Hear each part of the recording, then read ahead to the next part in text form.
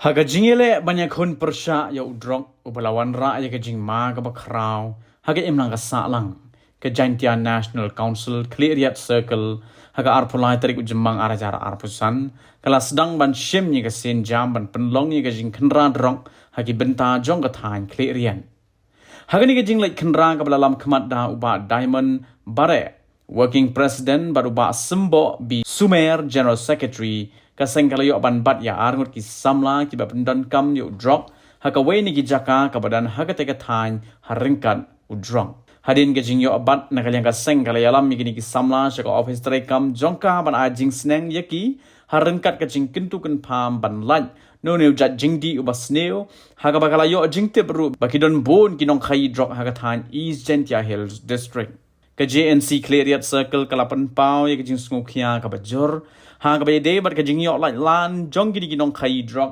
hapo ka than bat lakin tu jor ya ka tanat sarkar ki badai pej bakin khmi ya ka kam bat ru ban le ya ka benta ka badan kam tam nalor kata ka sengala pentib ru bakan nang yai beteng ha ka bay ban khanra yo drop nang ni shakhaman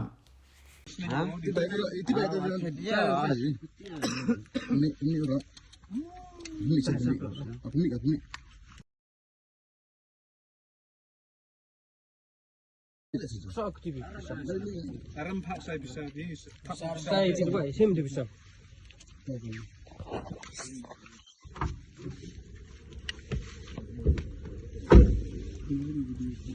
Aram ni lah.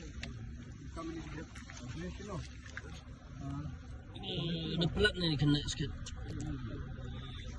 Jadi mana bersih seorang Islam kami. Cuci.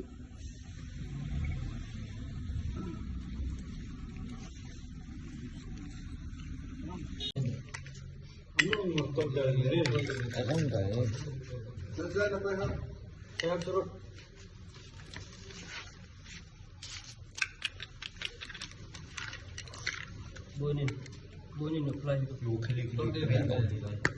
Tidak ada. Tahu nak tidak juga.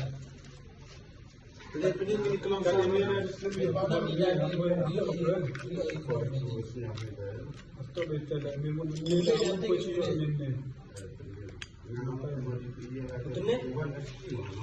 Jadi aku tahu dia.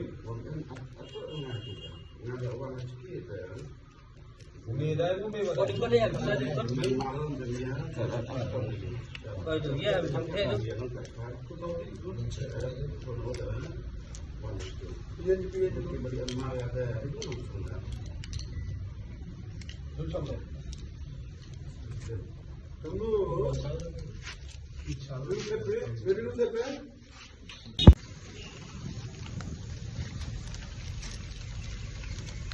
Ingat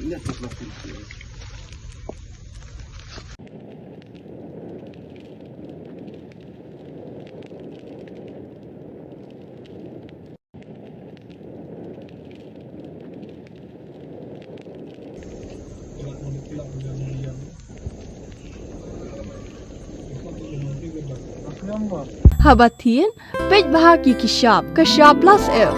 Ka plus F? Hakabam bangibam dunaki eki batay kamet. Namar kata habatiru atau kau kamlu ka umpnyang kadut pej ya kashap plus F haka jingsom. Yaki nutrient kumki vitamin bat ka ayan la icon diat bada ka batau bha kam kata ikadur jingki marbam ka jingma lani ka rukam shed yaki. Balehi banai kita. Kadon ka we ka jing mentoy bakongsan. Kakot kakia.